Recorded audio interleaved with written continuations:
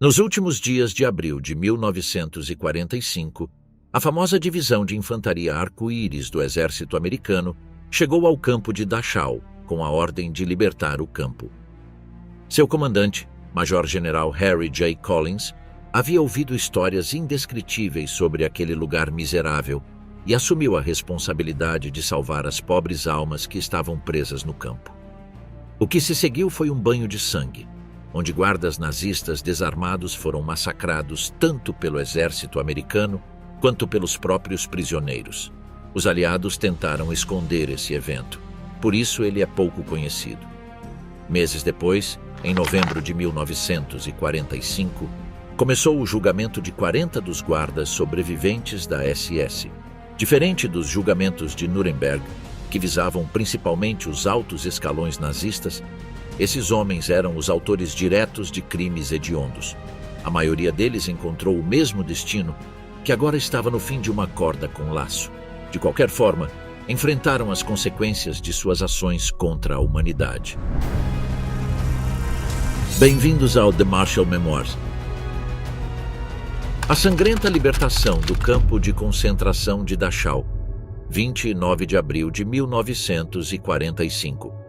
Após receber alguns relatórios de inteligência perturbadores, o Major-General Harry J. Collins, comandante da 42ª Divisão de Infantaria, apelidada de Arco-Íris, coordenou um esforço conjunto para invadir o campo de concentração de Dachau, no sul da Baviera.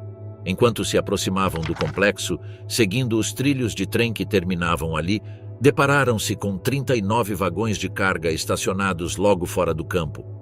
Um odor nauseante emanava deles, e ao abrir os vagões, a divisão de Collins encontrou mais de 2.000 corpos esqueléticos. Eles haviam morrido de fome nos dias anteriores. A maioria estava nua ou vestia calças leves de algodão, durante o pior período do inverno alemão. Marcas de arranhões nas paredes internas dos vagões indicavam que eles fizeram de tudo para escapar daquela tumba metálica fria e escura.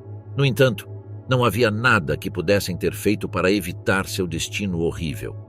Um dos corpos, segundo relatos, teve a cabeça esmagada, como se tivesse desesperadamente batido contra as paredes do trem para encurtar seu sofrimento.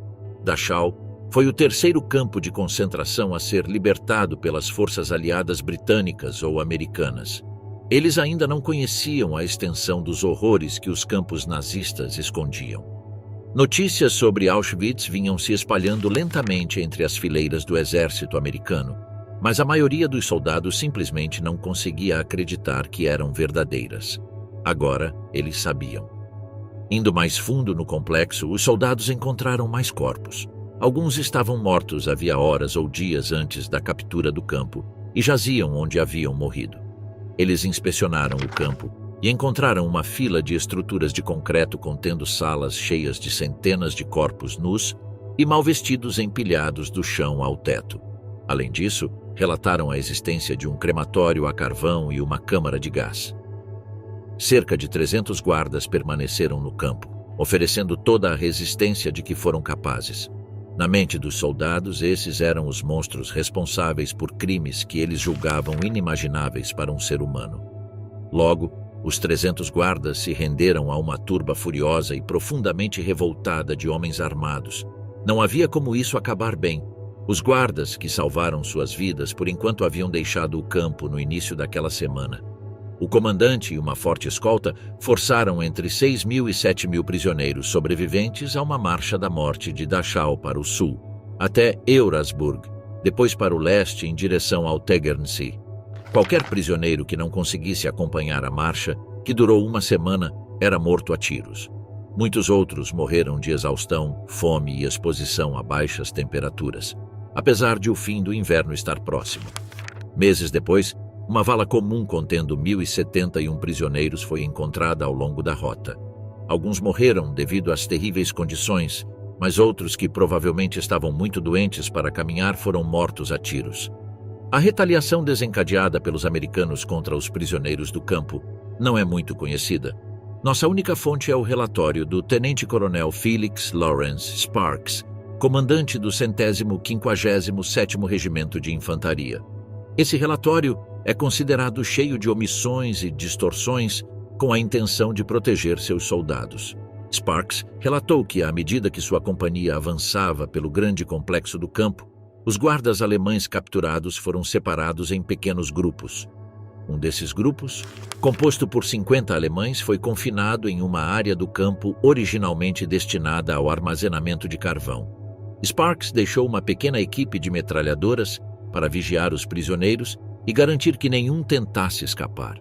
Em seguida, ele prosseguiu com o restante de seus homens em direção ao centro do campo, onde havia membros da SS que ainda não haviam se rendido. No entanto, pouco tempo depois, ele ouviu um dos operadores da metralhadora gritando que os alemães estavam tentando escapar. Isso foi seguido por uma rajada de tiros de metralhadora e gritos de dor. Sparks correu de volta ao local e encontrou um soldado de 19 anos gritando palavrões e atirando sem parar contra os prisioneiros. Ele havia matado 12 nazistas e ferido vários outros. O atirador estava supostamente chorando histericamente, repetindo que os prisioneiros haviam tentado escapar. Em seu relatório, o tenente-coronel Sparks observa que isso possivelmente causou o banho de sangue, embora se especule que alguns de seus colegas desafiaram o jovem oficial a atirar nos criminosos nazistas sem piedade. Banho de sangue em Dachau, a vingança dos prisioneiros. Apesar do estado das pobres almas deixadas para morrer e apodrecer dentro dos vagões, Dachau era, na verdade, conhecido por manter seus prisioneiros relativamente saudáveis. Claro, isso era feito propositalmente para não prejudicar a força de trabalho, mas também se mostrou contraproducente para os nazistas no campo. O histórico inverno de 1944 a 1945, que matou dezenas de milhares em Auschwitz e outros campos, testou a resistência da população cativa do campo de concentração de Dachau. Notícias sobre os triunfos recentes dos aliados chegaram o tempo todo, o que deu esperança para os prisioneiros. A ofensiva das Ardenas de Adolf Hitler, também conhecida como Batalha do Bulge, havia sido a última grande ofensiva alemã na frente ocidental. Embora tenha tido alguns sucessos iniciais, o exército alemão não conseguiu alcançar seu objetivo de garantir o porto de Antuérpia, ainda usado pelos aliados para desembarcar tropas em uma área perigosamente próxima ao coração do poder nazista. Na frente oriental, as coisas também não iam bem para os nazistas. O Exército Vermelho lançou a ofensiva do Vistula Oder em meados de janeiro de 1945, avançando em uma linha diagonal de Cracóvia até Breslau e de lá para a Tchecoslováquia. Os prisioneiros de Dachau sabiam que era só uma questão de tempo até que os soviéticos ou os americanos capturassem o sul da Baviera. À medida que as semanas passavam, a confiança na vitória aliada, embora frágil, criou raízes em Dachau. Mas à medida que o inverno avançava, as condições em Dachau pioraram rapidamente. A crueldade desenfreada da SS incitou um novo terror entre os prisioneiros. O abastecimento de alimentos diminuiu justamente quando milhares de prisioneiros evacuados de outros campos precisavam ser alimentados. Em pouco tempo, superlotação, doenças como o mortal tifo e a desnutrição se seguiram ao amargo frio do inverno. As mortes no campo dispararam. Os últimos 4 meses de operação de Dachau em 1945 foram catastróficos. Todos os meses, entre 2.600 e 4.000 internos sucumbiram a doenças ou à fome. Isso é aproximadamente 100 todos os dias. Com o campo sofrendo com a falta de carvão desde o final de 1944, os crematórios não conseguiam acompanhar o ritmo das mortes. Em resposta, as autoridades da SS em Dachau forçaram os prisioneiros a levar os mortos para uma colina próxima ao campo e enterrá-los em uma vala. Os prisioneiros do campo sabiam que precisavam fazer algo se quisessem permanecer vivos. Nesse contexto, boatos sobre o avanço implacável dos aliados que estavam quase chegando ao campo começaram a se espalhar. Quando finalmente chegou o dia da libertação, o caos se instaurou. E alguns dos guardas da SS começaram a correr pelo campo para evitar serem capturados. Outros se concentraram em um pequeno prédio com escritórios, onde se prepararam para repelir o ataque dos aliados. Os prisioneiros, após a libertação do campo, invadiram o arame farpado, tentando agarrar os americanos e abraçá-los, felizes por finalmente verem o fim de seu sofrimento. Para outros internos, A coisa mais importante que aquele dia significava era a vingança.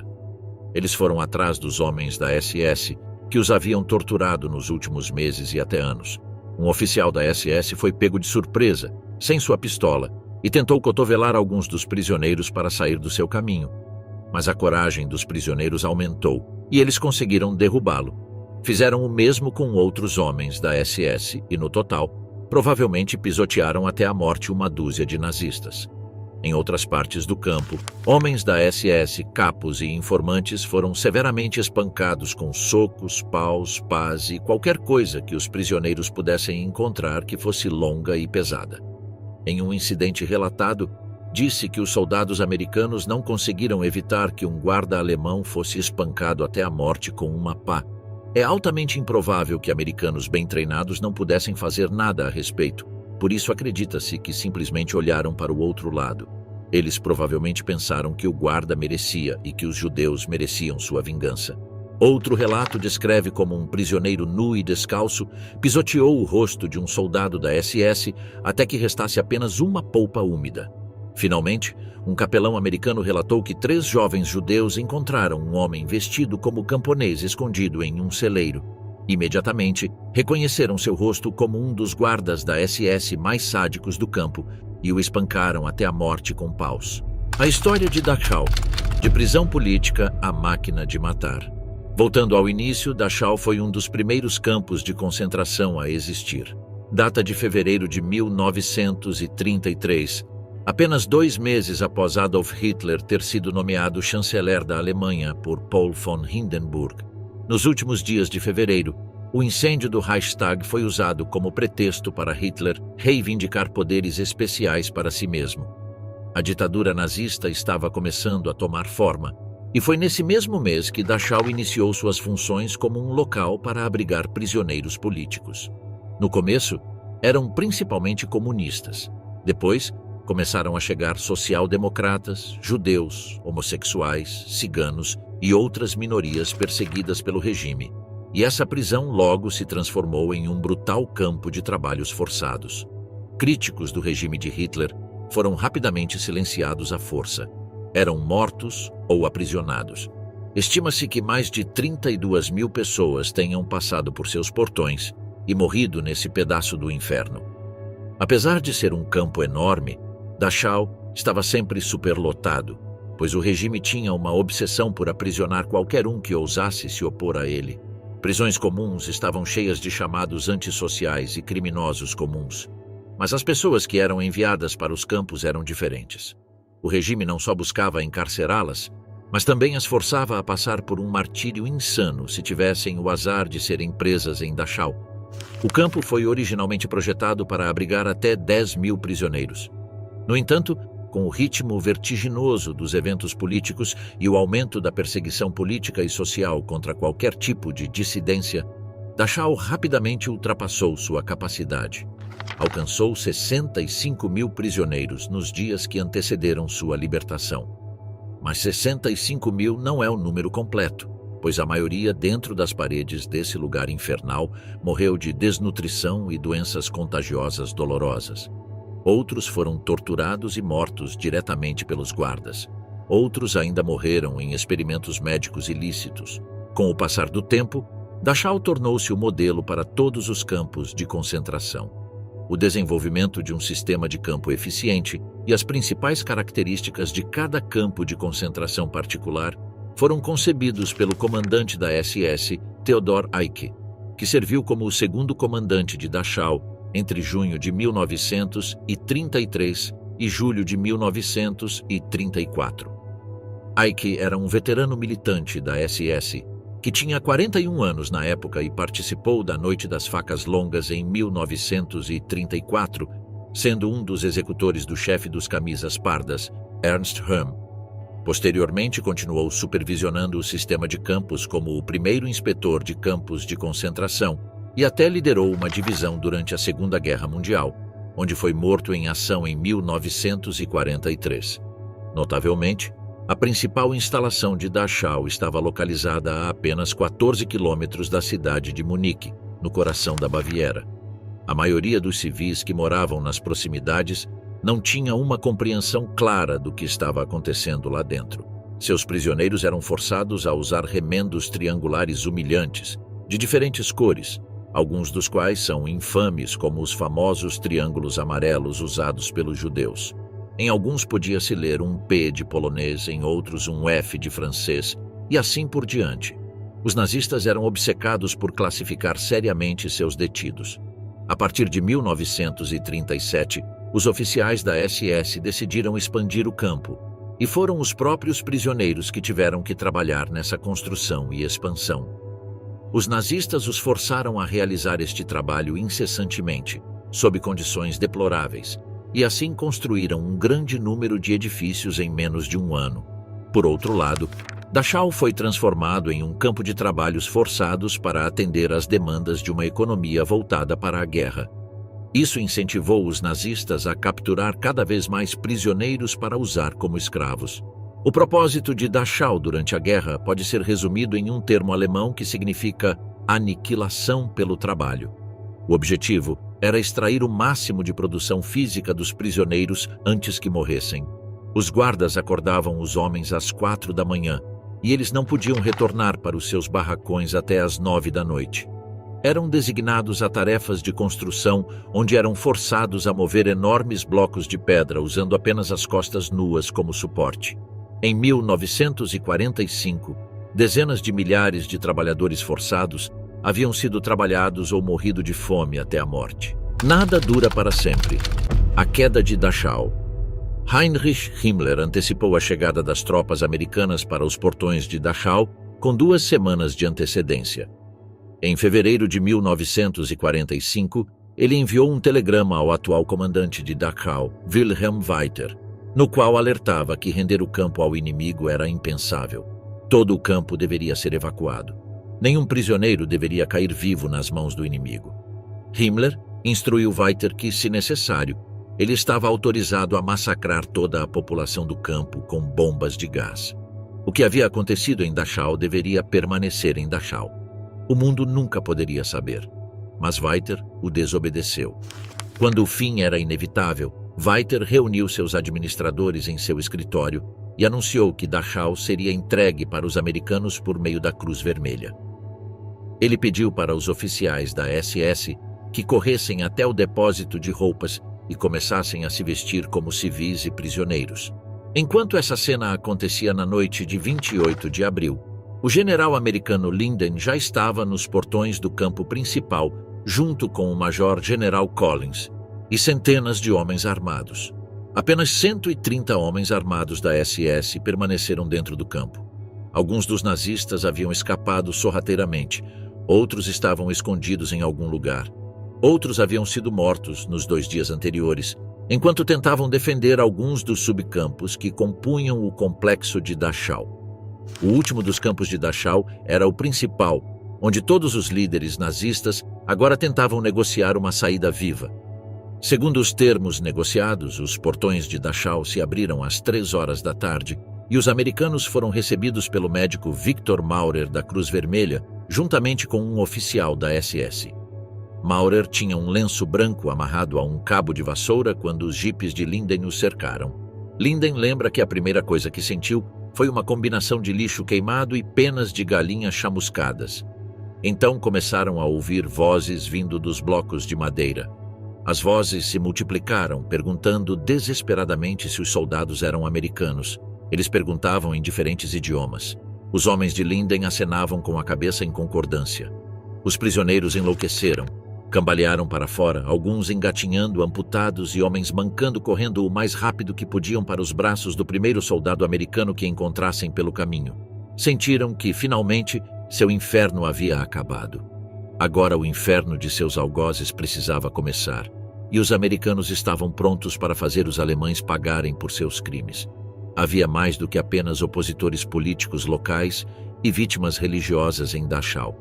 Em tempos de guerra, abrigava pilotos aliados que foram abatidos pelas forças nazistas e posteriormente capturados.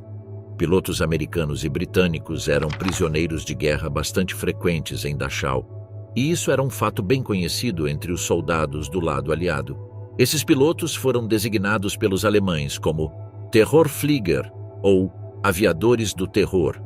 Os alemães os odiavam tanto quanto odiavam os prisioneiros judeus. As autoridades de Dachau argumentavam que a Convenção de Genebra não se aplicava a criminosos. Assim, a SS decidiu que eles deveriam tratar os pilotos não como soldados, mas simplesmente como criminosos comuns. Em 29 de abril, quando a 45ª Divisão de Infantaria chegou para os portões de Dachau, eles souberam que a SS havia executado um de seus antigos camaradas antes que alguns outros pilotos conseguissem escapar do campo. Um oficial da SS e seu ajudante levaram o piloto para uma cratera de bomba.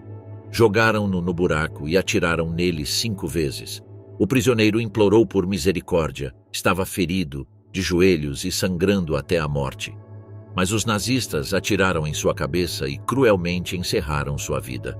Os soldados que ouviram essa história dos prisioneiros ficaram furiosos e agiram com fúria contra os soldados que encontraram em Dachau. Justiça contra os demônios de Dachau.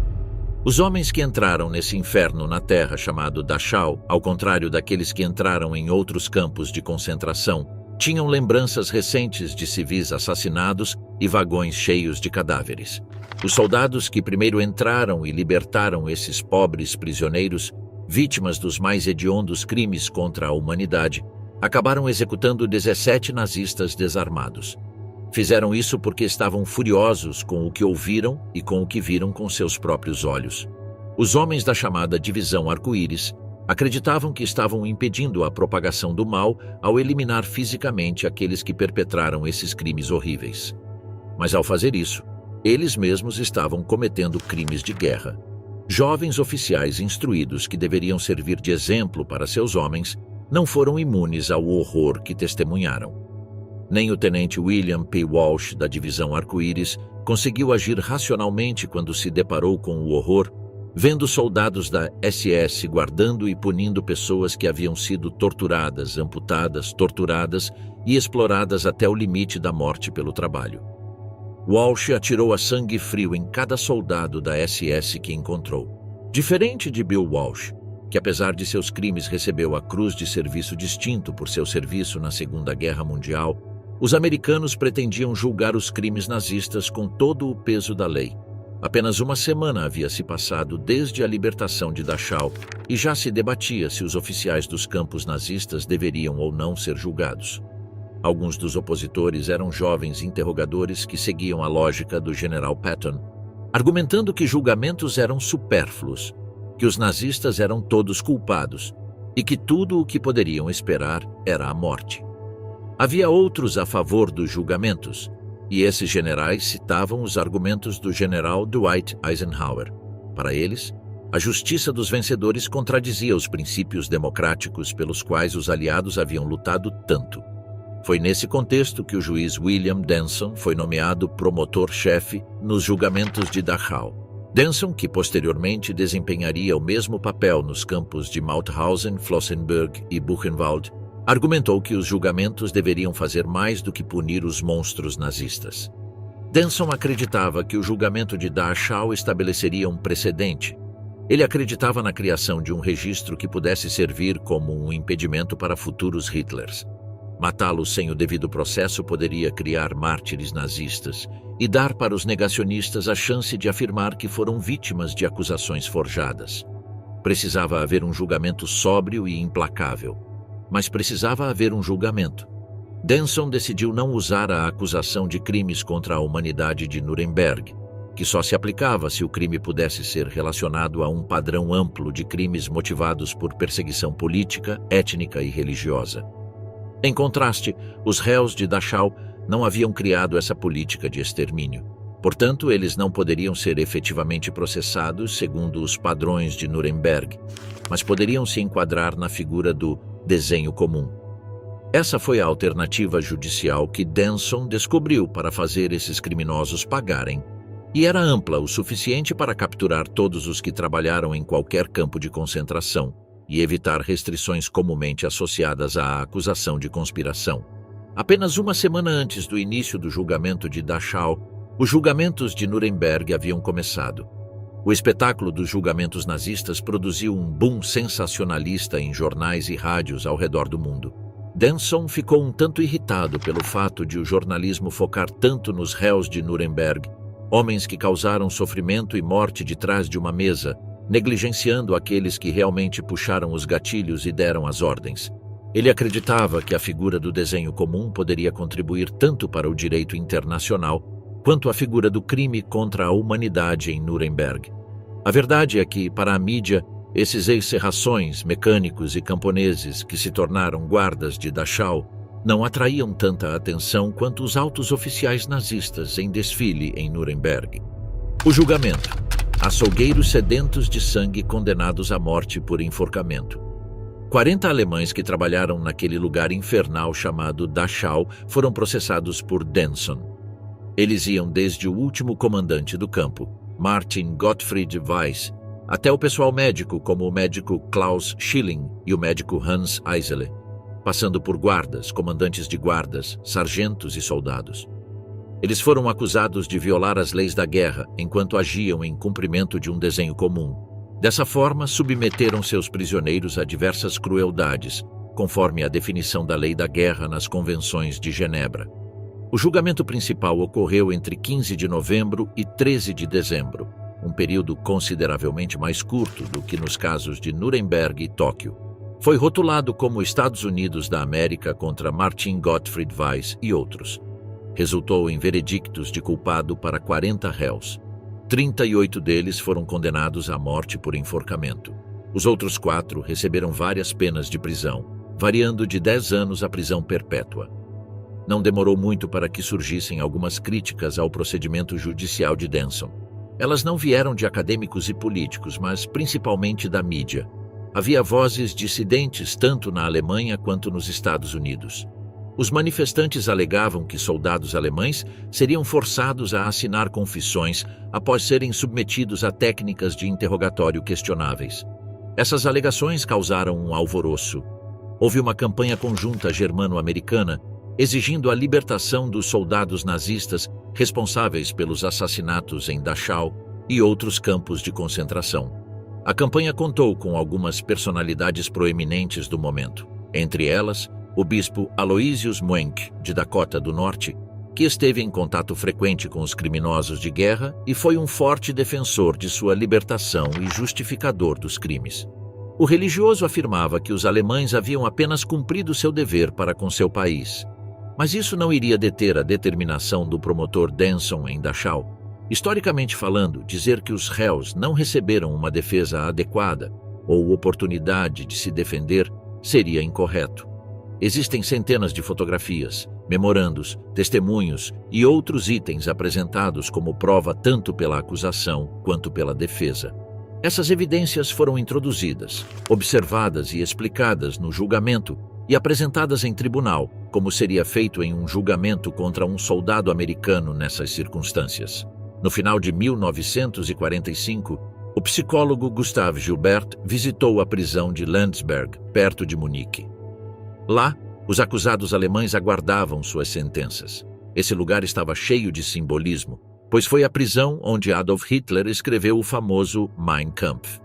Gilbert também havia sido psicólogo prisional antes e durante os julgamentos de Nuremberg, e falava fluentemente o alemão, sendo uma das pessoas mais bem preparadas para avaliar a saúde mental dos acusados. Além de administrar testes de Rorschach e quociente intelectual para os oficiais da SS, Gilbert costumava caminhar pelos corredores da prisão e escutar os prisioneiros. Mais tarde, ele publicaria os diários do que ouviu em Nuremberg, Landsberg e outros lugares. Ele afirmou que a experiência mais arrepiante que teve nesses anos foi observar os nazistas em Landsberg.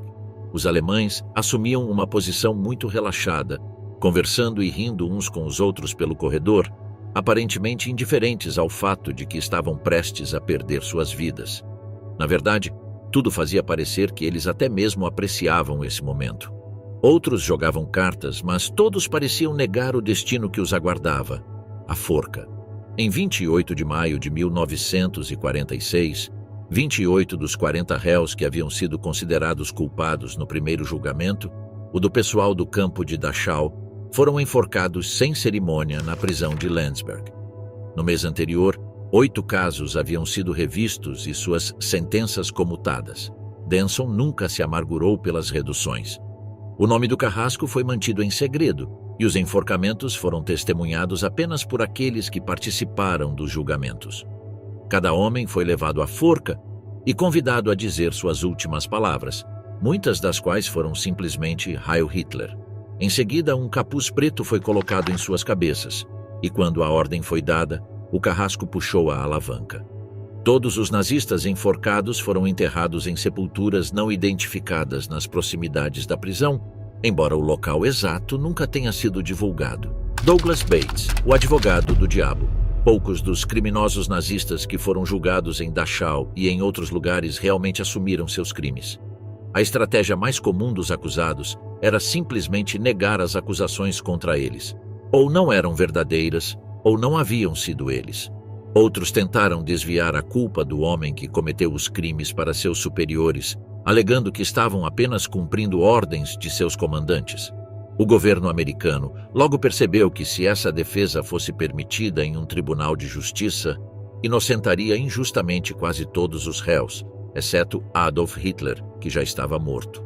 O governo rapidamente incluiu uma disposição na Carta do Tribunal Militar Internacional de Nuremberg, proibindo esse tipo de defesa, e essa regra também foi aplicada em Dachau. O tenente-coronel Douglas T. Bates, que havia lutado na guerra, foi designado pelo governo para uma das tarefas mais desconfortáveis da história militar americana, exercer a defesa desses 40 alemães. E não apenas isso, ele tinha que oferecer uma boa defesa. Embora os advogados de defesa não tivessem dúvidas da culpa de cada um dos 40 prisioneiros, eles viam como seu dever criar a melhor defesa possível. E embora soubessem que isso geraria atritos em Dachau entre os advogados e suas equipes, desde o início tentaram representar ativamente os réus. Era simplesmente assim que tinha de ser, pois o mundo estava assistindo. Após a leitura das acusações para os réus, o presidente do tribunal perguntou: "Como se declaram?" A defesa imediatamente solicitou que as acusações fossem retiradas devido à sua vaguidade. A acusação optou pela acusação genérica de desenho comum, em vez de crimes contra a humanidade, que foi a base dos julgamentos de Nuremberg. Sob o conceito de desenho comum, tanto organizações quanto indivíduos podiam ser acusados de crimes de guerra. A filiação a uma organização era suficiente para condenar um indivíduo por um crime de guerra, mesmo que não houvesse testemunha para depor que o acusado havia cometido qualquer ato criminoso. Quando o juiz recusou a retirada das acusações, Bates e sua equipe de defesa incentivaram seus clientes a negar as provas ou a acusar seus superiores. Por fim, prepararam argumentos finais fortes. Durante o julgamento de 4 semanas, eles argumentaram que o campo foi criado e administrado sob ordens estritas de Himmler e da sede de segurança do Reich em Berlim.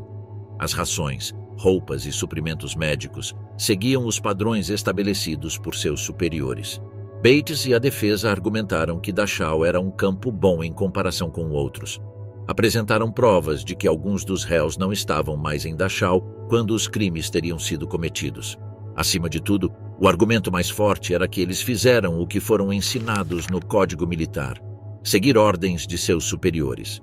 Mas Bates sabia, no fundo, que não conseguiria absolver seus réus. Sua estratégia era tentar convencer o tribunal de que as ordens pesavam nas ações dentro de Dachau e que as provas da acusação eram principalmente baseadas em boatos e não justificavam as sentenças de morte.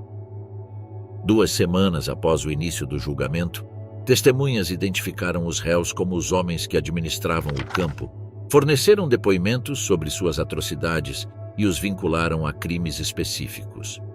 Muitas das testemunhas, no entanto, basearam-se em boatos ou conversas que tiveram com outros prisioneiros.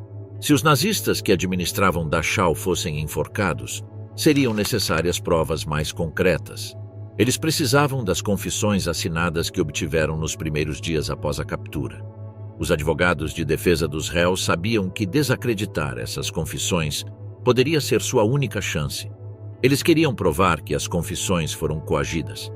Denson foi forçado a reconhecer que seu segundo em comando e principal interrogador, Paul Guth, Era um jovem inexperiente que conduziu entrevistas ásperas. Eles sabiam que o medo às vezes poderia revelar verdades inexistentes. Mas Denson provou que Guth não era violento. Ele não gostava de coerção. Ainda assim, a acusação decidiu que o mais importante seria mostrar evidências tangíveis e registros, e não confiar em confissões que pudessem ser desacreditadas ou baseadas em boatos. Martin Gottfried Weiss, carniceiro dos trabalhadores escravos judeus. Em 10 de dezembro de 1945, a defesa liderada por Bates chamou ao banco das testemunhas o mais destacado de seus detidos, o comandante do campo de Dachau, Martin Gottfried Weiss.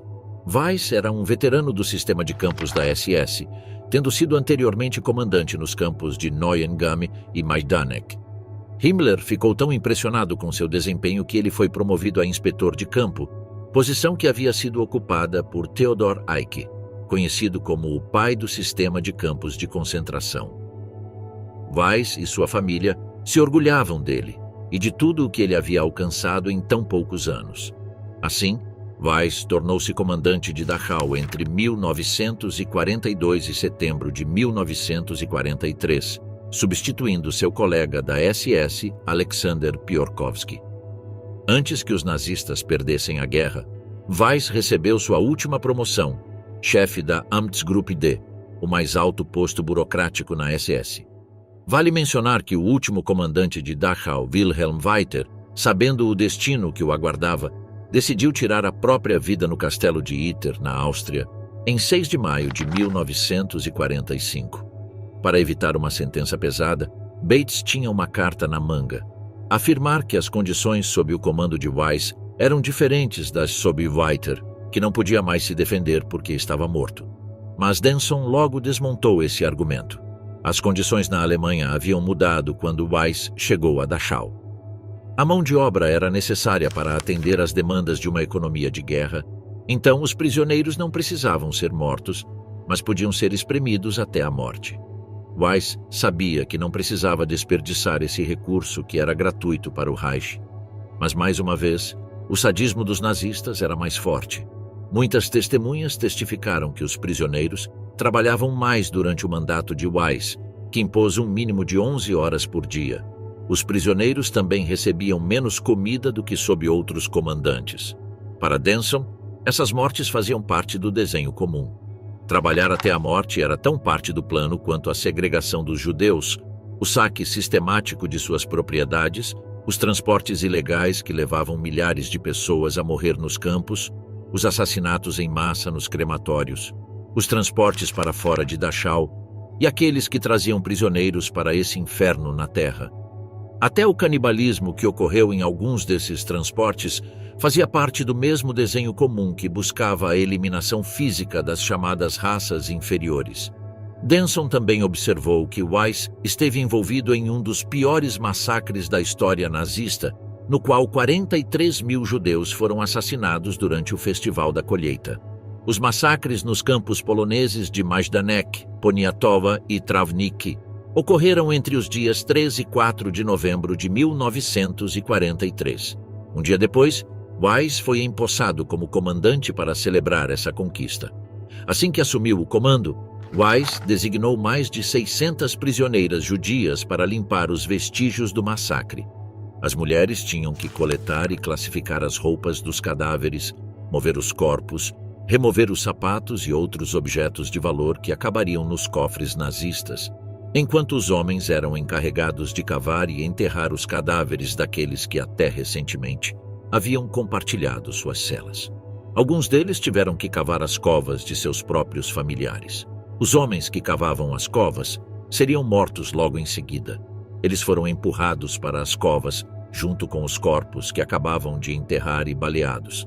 As mulheres foram enviadas para Auschwitz, onde todas foram gaseadas. Após completar sua tarefa em Majdanek, Weiss foi recompensado com mais uma promoção. Chefe de um escritório do Comitê Econômico.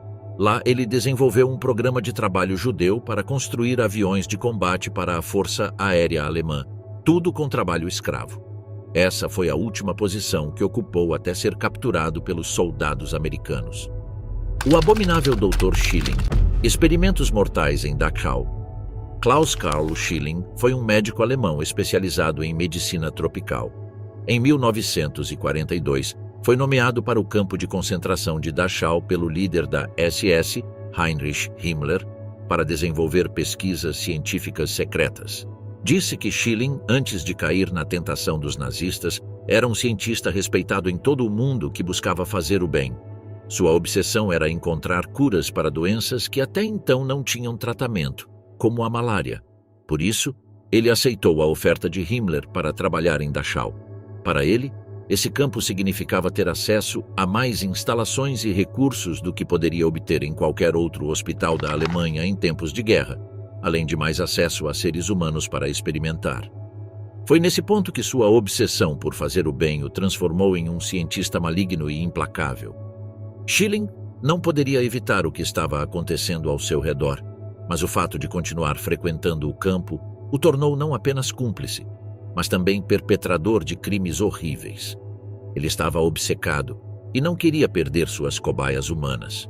Schilling queria entrar para a história da humanidade como o homem que salvou o mundo da malária, e isso também era uma forma de propaganda para o regime nazista, que era obcecado em demonstrar ao mundo a superioridade de seus cientistas. Os prisioneiros de Dachau foram submetidos a experimentos cruéis idealizados pelo cientista cruel. As vítimas eram submersas em água fria para reduzir sua temperatura corporal, e o tempo de sua morte era registrado, para testar quanto tempo um ser humano poderia sobreviver em água congelante. Outros experimentos incluíam submeter pessoas a altas altitudes em câmaras de pressão. Outro experimento muito comum era usar balas envenenadas para ver que reação esse novo tipo de arma poderia ter no corpo humano.